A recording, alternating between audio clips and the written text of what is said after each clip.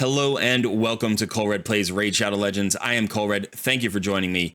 In today's video, I am going to be covering some announcements that have been released by Plarium in the last 24 hours or so. We've got an update about potential new Mythic champions that will be joining the game in October. There's been a lot of speculation about these champions, so I'm going to break down what we know and what we are only speculating about. And then the second announcement, maybe the bigger one, comes from the Raid Digest. There are upcoming changes not only to CVC, but some quality of life adjustments that may actually quietly help improve the game and potentially make life better for Raid players. So I'm going to break down those two announcements and maybe give Plarium a few tips about what quality of life adjustments we'd really like to see. If you're ready, let's get started.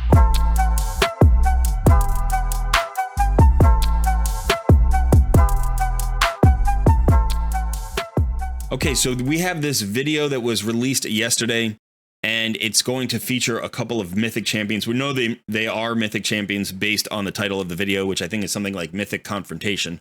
But there is some text that's associated with this video. Though separated by the Valdemar Strait and lands untamed, Lady Mikaj and Night Queen Crixia are in many ways alike. Their malice and lust for power are driven by kindred cunning, as dangerous as the unholy power they wield. Woe betide anyone who stands against these dark dames. So we have two champions here. Now, I'll let you watch the video and then we'll discuss it.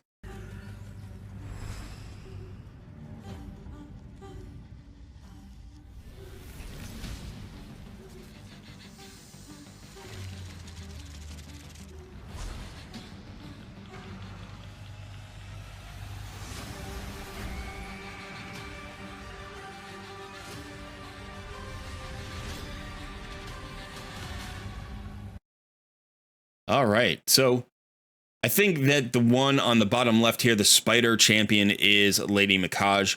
I think she is going to be part of the Shadowkin faction. And then the Night Queen Crixia, this is a little bit more speculative, but she looks like she's probably Knight's Revenant, and that would be in keeping with her costume and her kind of aesthetic. So I do think that those factions are where these mythics will land. Now, there's been speculation about these two mythics. One is one of these going to be a fusion? Is one of these going to be the Halloween fusion? There's a little bit of a Halloween vibe here, right? We've got spiders, we've got maybe, undead, fallen angel kind of thing. Yeah, potentially that one of these champions could be a fusion. I don't think that's likely. I don't think that's likely for two reasons, I think. One is because typically Plarium doesn't announce its fusion this far in advance, right? We are currently in a fusion. We've never gotten an announcement about the next fusion while we're still in a fusion. So I think we have potentially 2 weeks, maybe 3 weeks before we hear about the next fusion. I know that would take us right up until Halloween or just a few days preceding Halloween. And I think that's most likely because that's what they've done in the past. The second reason I don't think we're going to get a Mythic fusion yet is because although I do think a Mythic fusion might be coming down the line, it feels like for something that big, they're going to need a little bit more time, right? We've had a bad reaction. The community has had a bad reaction to the Mythic system, and not the Mythic champions themselves. I think the best part of Mythic champions coming into the game is the actual champion design. We've got great looking champions here. They transform. They have two forms. It seems really cool and interesting. But the cost of the primal shards, the rarity of the primal shards, the drop rate, the mercy system, all of those things have not been well received. And they made changes last week. In the last patch, they changed the mercy system and the price of primal shards. So I think Plarium is feeling the pressure from the player base. And potentially that could result in additional changes to the way that Mythic champions and primal shards are utilized in the game, and I hope that we start to see some of those changes this month. But even though I'm hoping potentially that we could get a Mythic fusion for Halloween, I think it's more likely that that could be the Christmas fusion. That maybe the big end of year gift from Plarium would be a Mythic champion that we can fuse. Now, there are two sides of that. One is, will they give us a fusion event that is actually manageable? If it's for a Mythic, they may make it super hard.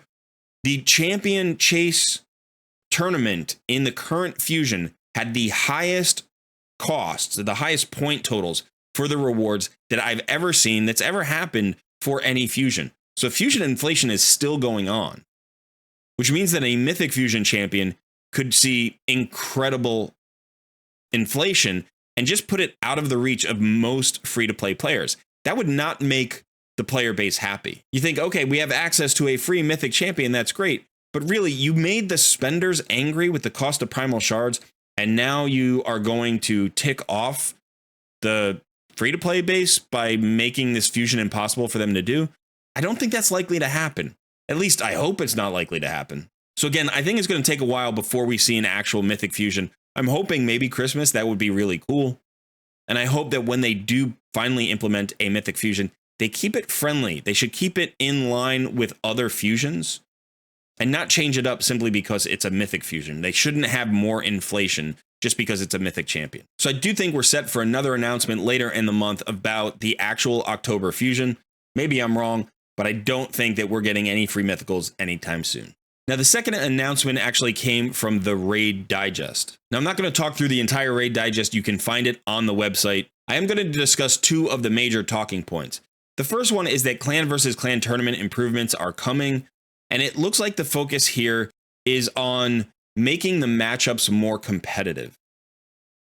Maybe a bit more fair, putting clans together that are closer in accomplishment level or in engagement, so that every fight is a little bit more competitive. Now, I don't actually know that that's something that the player base cares all that much about. So just hear me out here. I'm not saying that we don't want to have fun with CVC. It would be nice to get CVC improvements. But I think having a little bit more control over who we match up against is not really the major complaint about CVC. I think the major complaints about CVC are, one, we're basically doing all the regular stuff that we do, and we're not competing directly against the other clan. So it'd be really cool if they would include some mechanic, maybe like a clan versus clan arena tournament where we're actually fighting the teams of the enemy clan. That would be great. I think the second complaint is that the system can be rigged, right? People can move around, and that's one of the things that they're trying to address here.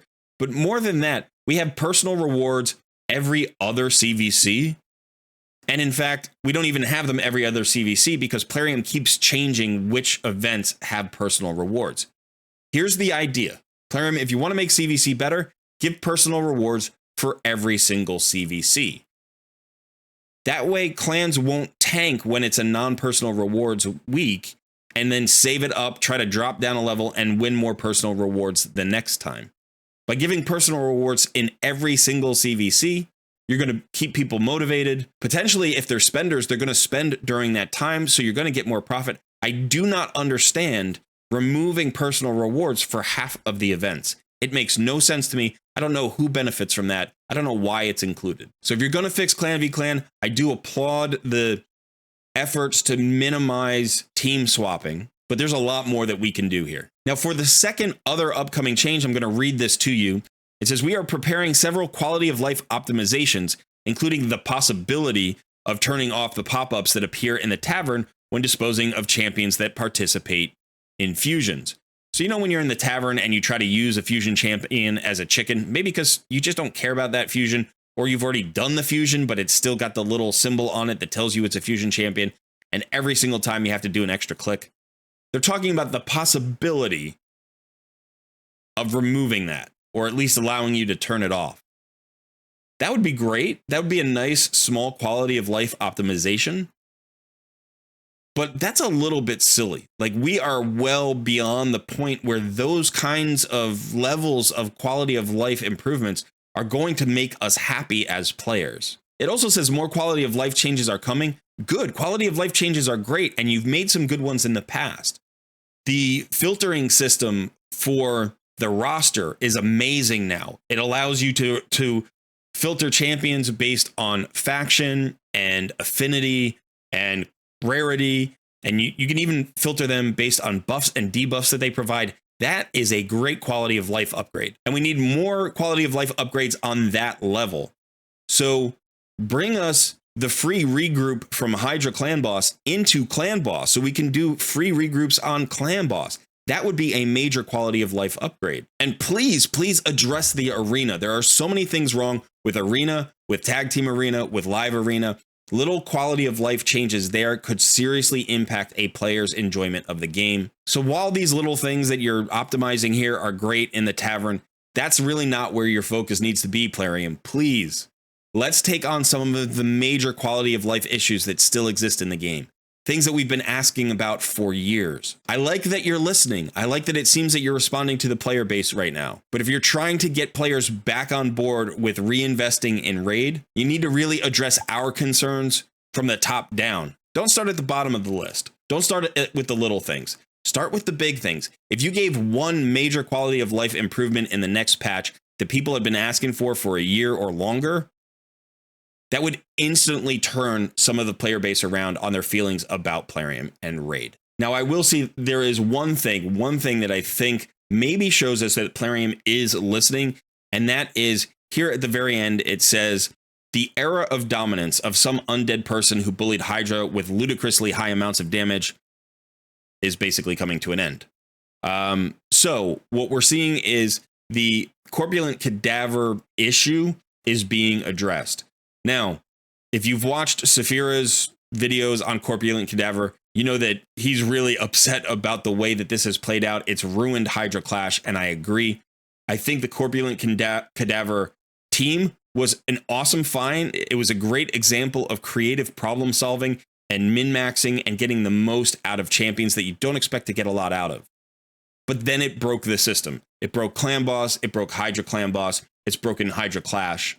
It needs to be addressed. It took a while for Plarium to actually address it, but it sounds like they're going to fix it in the next patch. I don't know how they're going to fix it. I don't know if they're going to change Corpulent Cadaver. I don't know if they're going to put a limit on the damage that he can do based on the increase in shields. I don't know if they're going to affect shield growth champions as a unit. I hope they don't. But I think as soon as the Corpulent Cadaver team is nerfed, at least to the point where it's on par with other teams, that's going to open up a lot of possibilities for other players who either don't have that team composition or just don't want to run it because it's pretty lame. So this is maybe the best thing to come out of this digest in its entirety, and it might be the best piece of evidence that Plarium is actually listening to us when we complain loudly enough.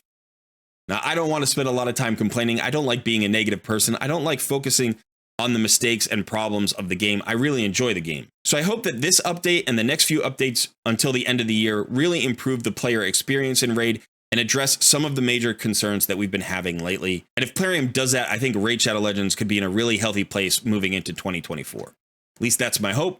We'll see what happens. Let me know what you think in the comments below. Is Plarium moving in the right direction?